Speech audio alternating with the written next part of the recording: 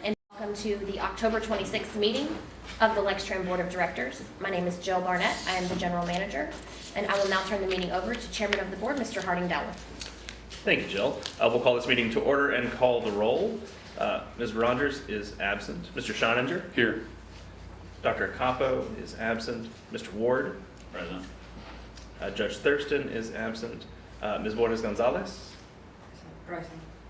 Mr. Motley is absent. So we do not have a quorum today, but there are also no action items requiring a quorum vote of the board, so we will continue. Is there any public comment today on agenda items? Okay. Seeing none, we will move to approval of the September 2022 board meeting minutes. I'm sorry? We can't approve it. We don't know. We can't. You're right. Okay. We'll defer those to next. We'll push that till next one. Thank you. No chair's report today, so we'll move directly into our Finance Committee report. Mr. Ward. Thank you. The Transit Authority's Finance Committee, which is Jamie Rogers, Dr. Capo, and me, we met with Lextran's finance staff and Brad Shelley from Pro on September 29th to go through the draft of the audit report, page by page. We'll go through it faster today. This is Brad's first year working on the report after years of us using Scott Dickerson with Pro. And it's important for Lextran and other organizations to periodically change partners that are involved in the audit so we get a fresh set of eyes. And Brad also has very good experience with other transit authorities around the country, so that's helpful to us as well, because when we do have him in the room, we take advantage of his knowledge of what other transit authorities do so that we can learn and also see if the practices that Lextran is working on are, I guess, in the best interest of Lextran and of Lexington. So to give you an example, one year we got a lot of feedback on setting up a cash reserve account so that we would have money in the event of any unforeseen circumstances. And so that's some of the help that we get from Crow in addition to what they do with us for the audit. So as always, Nikki and Stephanie and the Lextran team did a great job working with the audit. Brad answered all our questions and took our feedback. There was one misstatement found, and it was corrected. It was relating to a recent GASB. GASB is the Government Authority Standards Board, which kind of sets what the rules are for accounting for government entities.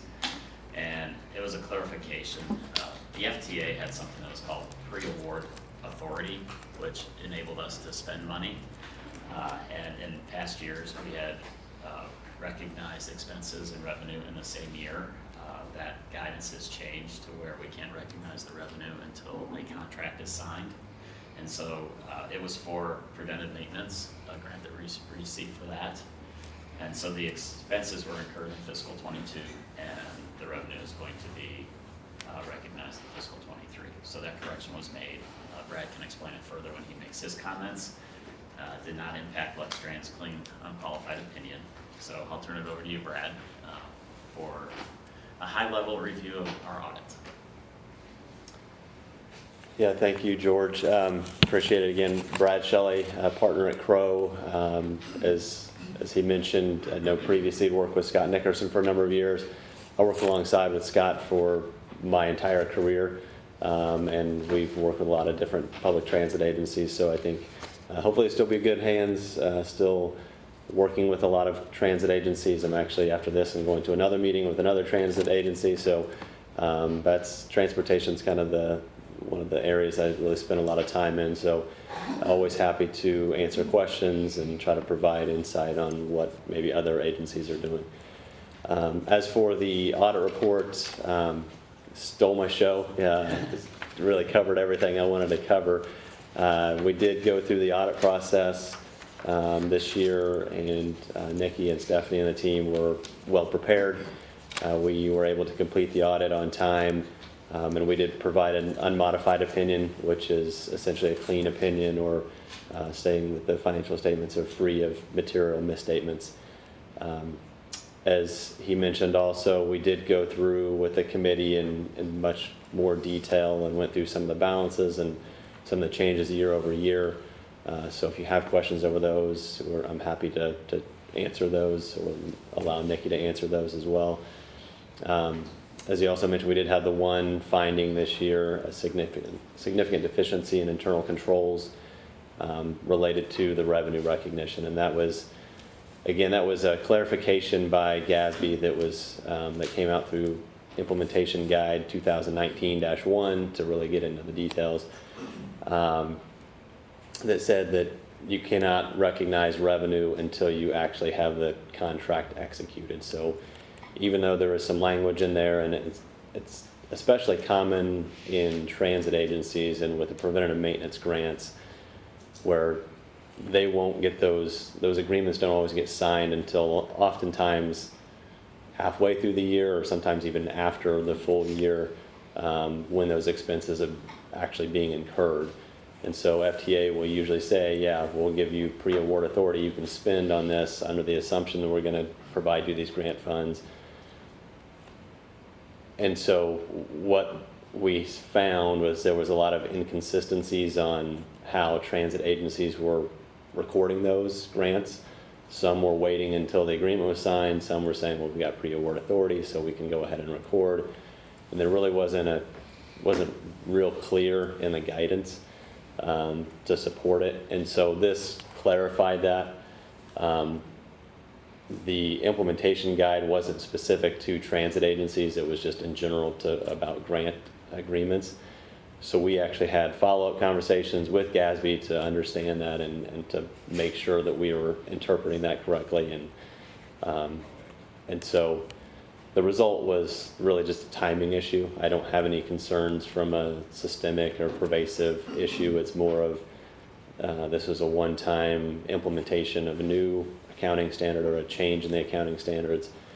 And it really has, even though the impact is a $4 million impact that you see if you look at the SAS 114 letter or some of the other description in there, it's a $4 million impact on the current year, but then that $4 million is going to be recognized next year as revenue. So it's really just a timing issue of when you're recognizing that revenue. So again, no pervasive or systemic concerns related to that one finding.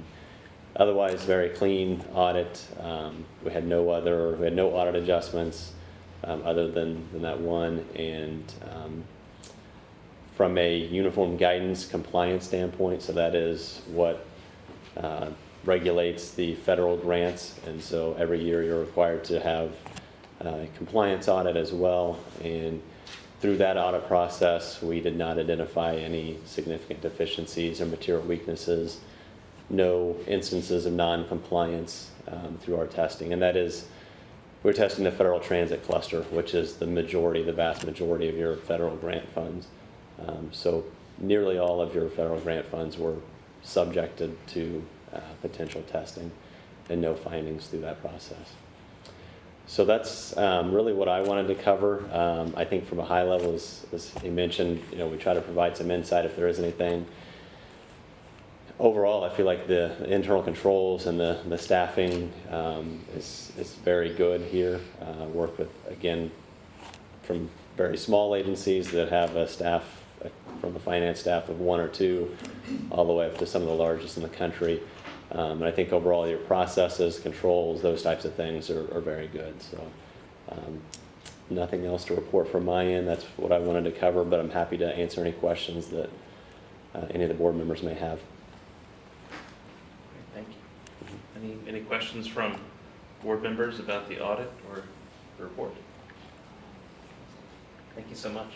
Thank you. Staying on topic, we'll go to our monthly performance report and financials. Yes. Fred. I'm going to ask Mr. Fred Combs to report on Lextran's monthly performance report, followed by Nikki Falkenberg for the financial statements. Do want to make the comment before we get started that the paratransit data that you see here is from September, which means it was the service was operated by Red Cross in their final month. I will provide a deeper update on our paratransit service during old business, which is now being operated by RATP. Thank you, Joe. So I'm happy to present our September performance report. We'll start with our mission statement. We serve people in our community with mobility solutions. So we had a busy month of September. We talked a little bit about ridership last month. Again, in September, it was the highest we've seen since February of 2020, so before the pandemic. I've got a couple more notes for you on that when we get to the ridership slides. So I'll jump down to some of the meetings that we held. We did our Doing Business with Lextran and DBE public meeting, as well as 2 Title VI program updates. We shared with the board some of the outcomes of those meetings at our last board meeting. We participated in a lunch and learn with the Council of the Blind, and Jill Barnett was elected to serve as a member of the board of directors for Kentuckians for Better Transportation. So congrats, Jill. 4 commendations for September, and there was a theme or a thread in these 4. So I've pulled out a small piece of each one to show the good customer service that we've been providing to the community. Cheryl Dawson, who's a CSR, the quote is, "I've rode the bus all around in different cities, and I've never had someone so nice and helpful." Jaquan Mitchell, a bus operator, is a wonderful person, and I wanted to give a commendation. James Davis handled a situation beautifully. And Randy Fuller, this is a very interesting one. It came from customers who were in town to see the Backstreet Boys from the United Kingdom. And they sent in and said, "I just wanted to email in and let someone know it's not the kind of customer service we're used to in the United Kingdom." And we're sure that's a commendation.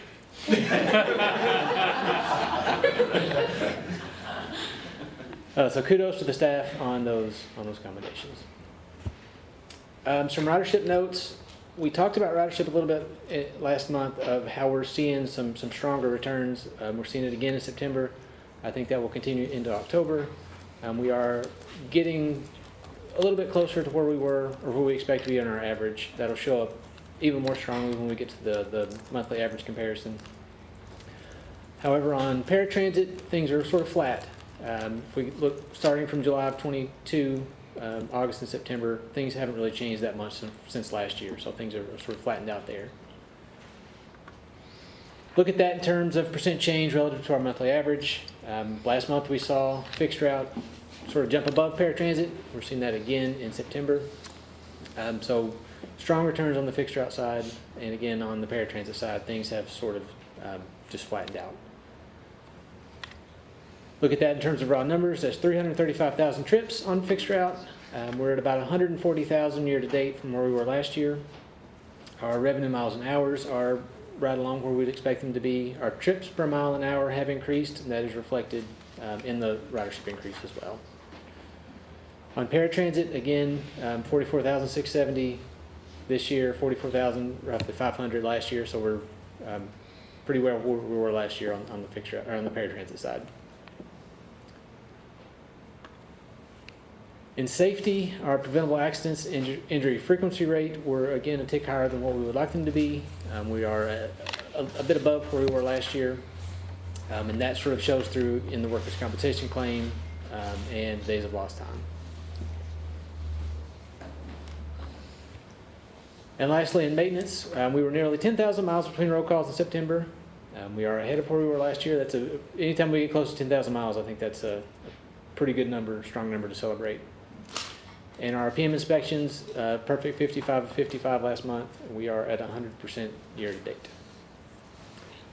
Any questions on the performance report? Yes. On-time performance for fixed route system.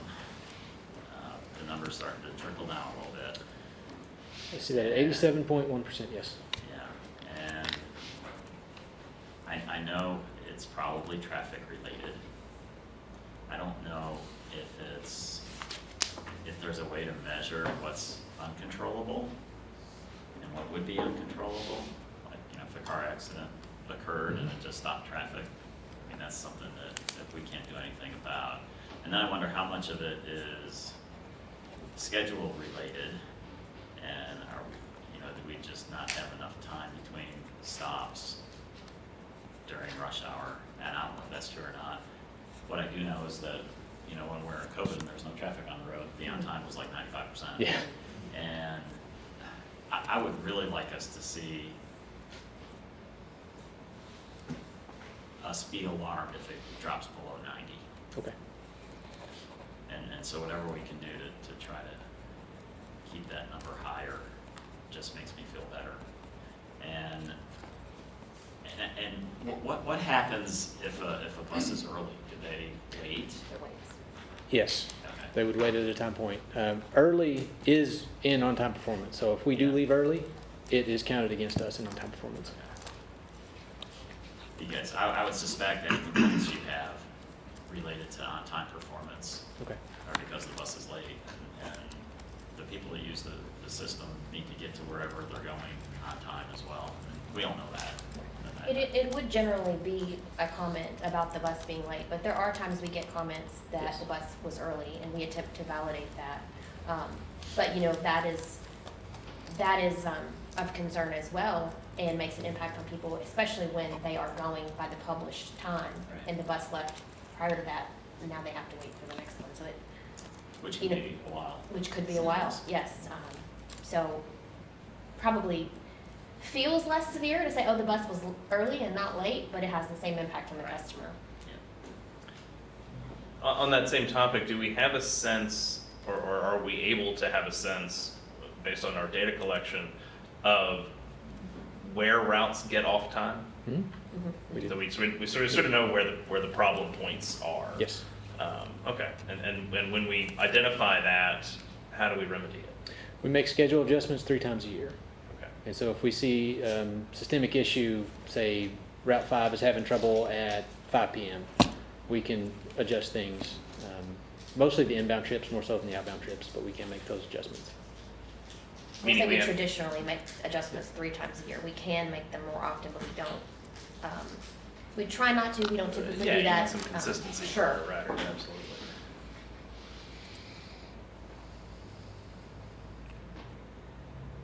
And, on the same topic, for paratransit, and we all know the problems that we've experienced there, and we're really hoping to see a dramatic increase. But paratransit's all reserved, right? Sort of, it's supposed to be? Yeah, you've Right. got to, you reserve your time 15 minutes before, 15 minutes after. That's the window for on-time performance. So that's where we're trying to hit the trips. And how are we gonna measure that with the new provider? Do they track it and tell us, or do we track it and tell them? Well, they can tell us, but we also have access to the scheduling software and the data. So we can look in the data and see ourselves. And on that, I would think you ought to be 95% on that if it's scheduled. At the moment, it's mostly driver shortages. Yeah. There's just not enough capacity to get to people in time. But can that not be incorporated into the schedule? To a It- degree, yeah. you're not allowed to refuse a trip. Right. So there are situations, and you can't control that. You have to take the trip under the law and under the ADA. So that is having schedule on-time performance impacts.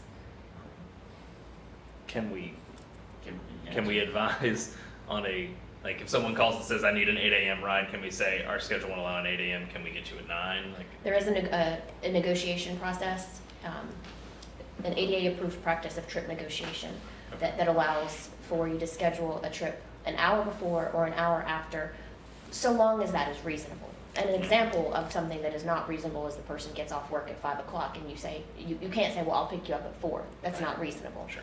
But when it is someone, going on a shopping trip or leisure trip to that degree, you have some of that flexibility. But if the person does not want to negotiate, you cannot refuse their trip. You have to force it into the schedule, which means someone's trip is going to be late, because you also do not have the option to prioritize trips. And like I said, I'll get into that a little bit more when we talk paratransit in our old business section. But I do want to let the board know and the public know, I am optimistic about future improvements for our paratransit service, but I want to temper expectations. We will not see a turnaround in on-time performance immediately. And there's a bit of a cascading effect. If you run a trip late in the morning, it reverberates through the rest of the day. It's really hard to catch back up. Like the airlines? Yep, just like it. Okay. Oh, one other thing on that. Sure. Do we try to notify the rider Yes. that if it's one of those cascading effects that We do. we're running behind? Okay. We do. Okay. Thank you. Thank you. Thank you, Fred. Ms. Falconberry, if you would deliver the financial report. Good morning. Okay, we've made it through our first quarter of this fiscal year, 2023. Operating cash at this time is still very strong. We have a little bit more cash, as you know, is from the some of the COVID-related dollars that we received in the last year. Nothing unusual about the balance sheet, but I'll be glad to answer any questions if you have any. Okay, looking at the revenue and expenses, property taxes right on track for this time of the year. As we always say, the bulk of the money comes in November, so we should see in the next few months that go up. Passenger revenue is looking good at this time. We're a little bit over budget and we're ahead of where we were this time last year. Our federal funds and our state funds are due to timing. Those funds will be coming in sometime in the next couple months. And our other revenue that we mentioned, if you recall, we mentioned last month was the money left over from Lextran real properties when we dissolved the New Markets tax credits. And then that would be the gain and loss on investments also. So wages is still under budget at this time, and fringe benefits. We're looking good in areas of professional services and material and supplies. We have been concerned some. We've talked with Chris with materials and supplies. We are experiencing some delays in getting bus parts again, and we've seen some of those costs go up. So we expect that to probably increase in cost. Our diesel fuel at this time is still under budget. We have averaged a monthly diesel average of for the fiscal year of $3.79. The average for the month of September was $3.67. And we added the information back down at the bottom that we discussed last month. The diesel CNG diesel gallon equivalent is $1.98. So even though that what you see, the fuel other up there is over budget, that would be the CNG, because we're using more of the CNG at this point than we anticipated in the budget. But when we're under in diesel and over in CNG, that's a good thing. We're still under budget in some of our other expenses. Paratransit we've discussed before. We will have probably a budget amendment in December or January to make the changes for the new contract that we started this year. And everything else is pretty much under budget, and we're very pleased at this time, but I'll be glad to answer any questions.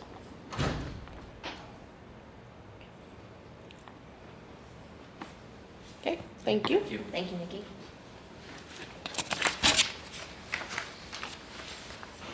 Okay.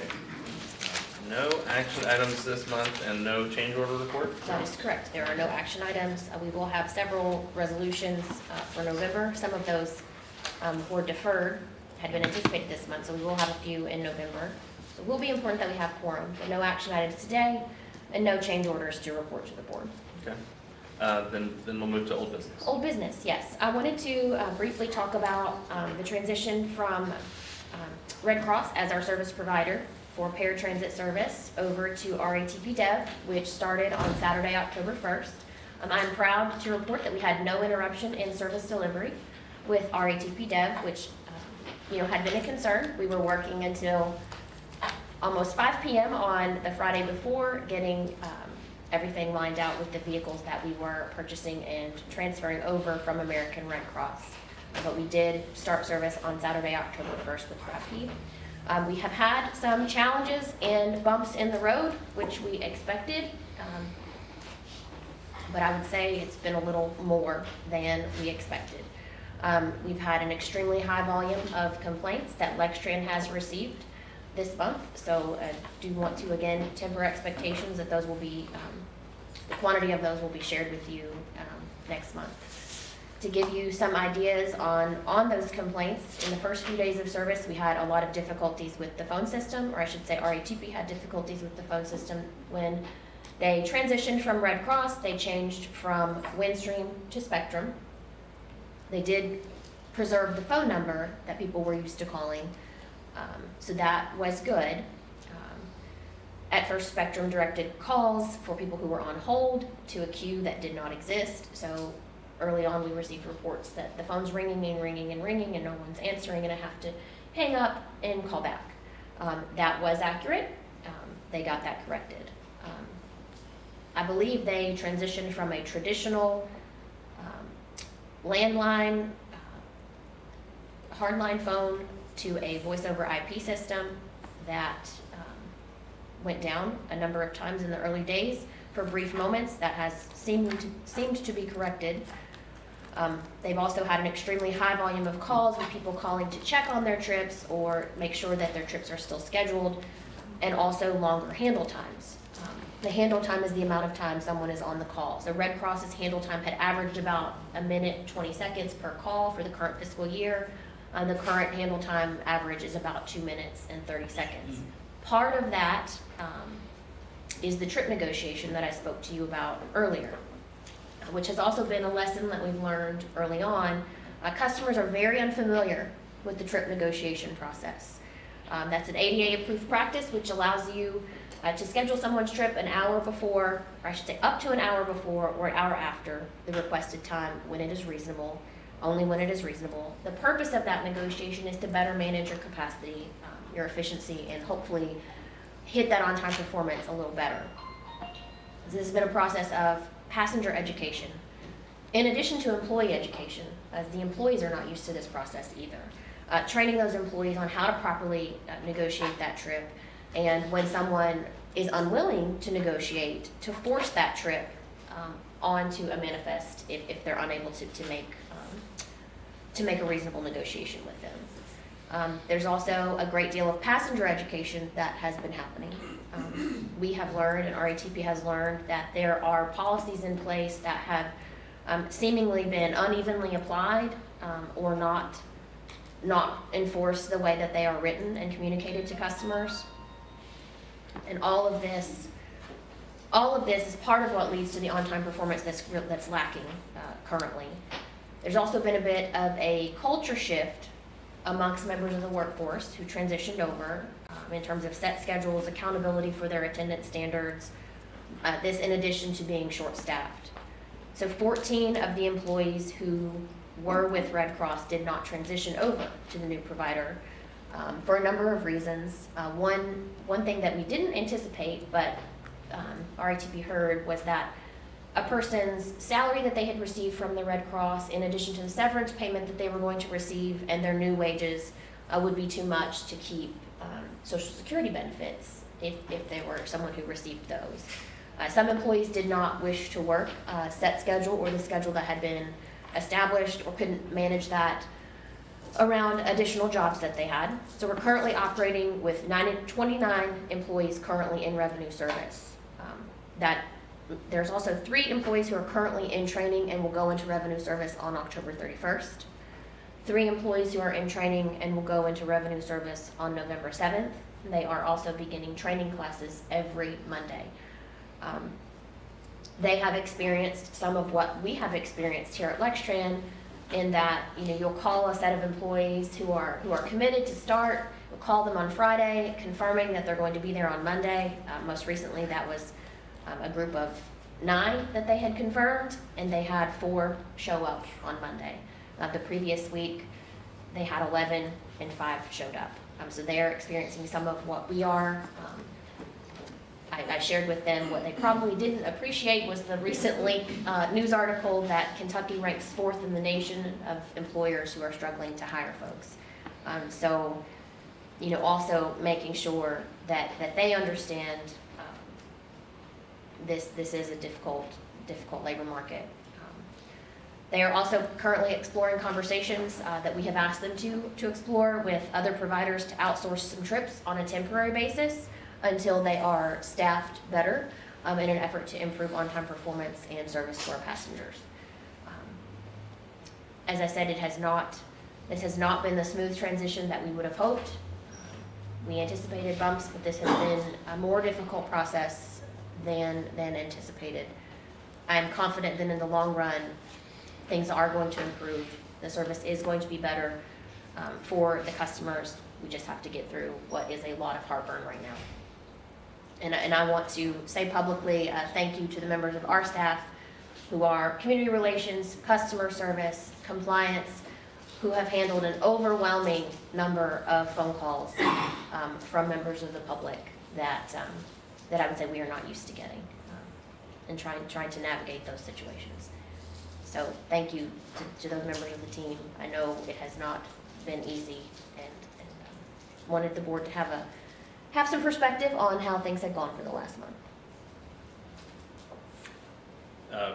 First, I want to commend you for your honesty and candor, and again, for the hard work that our teams are doing to try to make this transition work out. The one thing that I don't understand and find confounding is this gap between confirmed employees and starting employees. Do we have a sense of what's happening in the 3 days between Friday and Monday? We do not, with them, we are experiencing that and have been for probably the last year.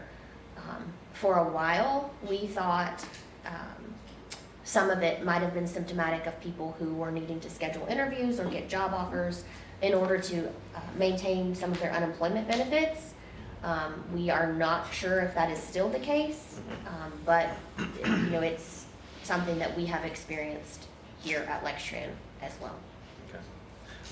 It's not just us in Lextran, it's any business that's in that wage level and skill level, and 50% is probably what you're gonna get.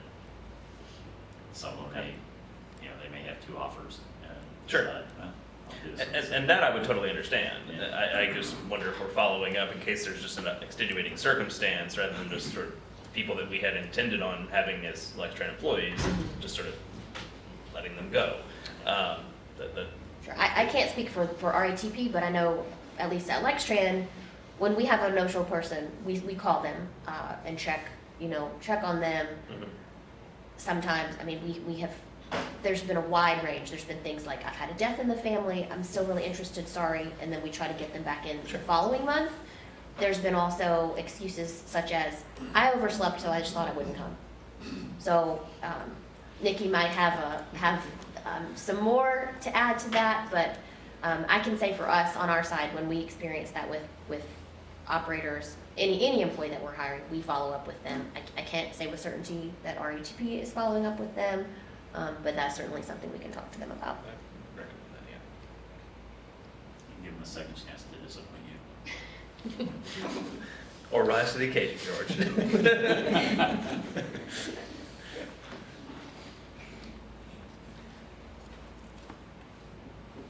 Any other questions or feedback?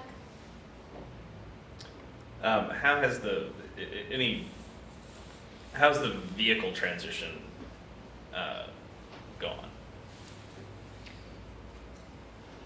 It took some time because in addition to, we passed the board resolution back in several months ago to transfer those vehicles and purchase the vehicles. To purchase the vehicles, that transition happened smoothly. To transfer the vehicles, there were some hurdles there that we had to work through with FTA and with the state, because the state is the designated recipient of the federal dollars that Red Cross used to buy those vehicles. So we had to work through some things with Region 4 of the FTA, but fortunately we were able to provide them with all of the documentation that they asked for. Things didn't happen quite as quickly as we would have liked. The transfer did get approved. We have all that documentation in hand, and those vehicles we now own. Good.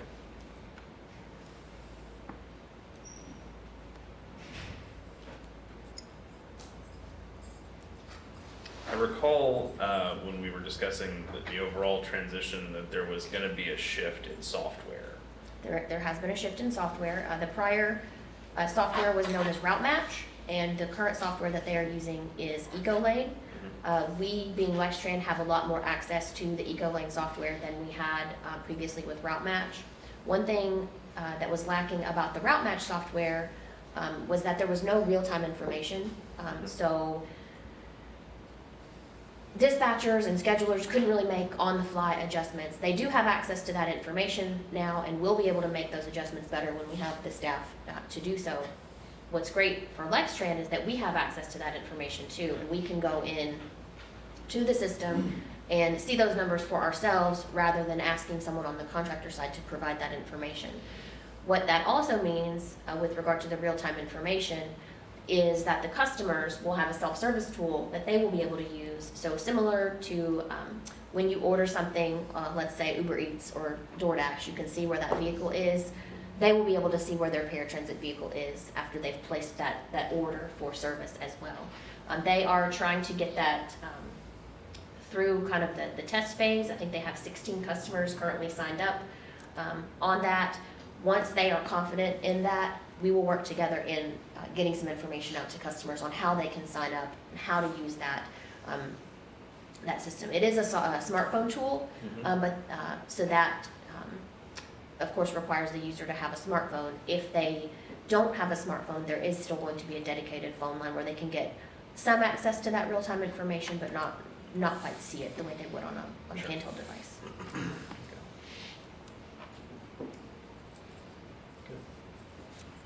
Any other questions? Thank you. You're welcome. Any new business? I do not have any new business to report at this time. Okay. And I know that some of the proposed agenda items for November, as you mentioned, are repeats from last month. Anything here that's new? The new items are legal services, the resolution for legal services, which we will have next month, and a resolution for employee physicals and drug screens. Again, those are not new items that we have procured. They're existing contracts we had that reached the end of their term, and so we went out in the competitive process like we always do. So we'll bring those before you next month. Okay. Is there any need for closed session discussion today? I don't think we could if we wanted I to. guess we couldn't if we wanted to. Who's running this meeting anyway, really? Can we even vote to adjourn, or are we just stuck here forever? All right. Thank you all so much. We will stand adjourned. Thank you. Thank you.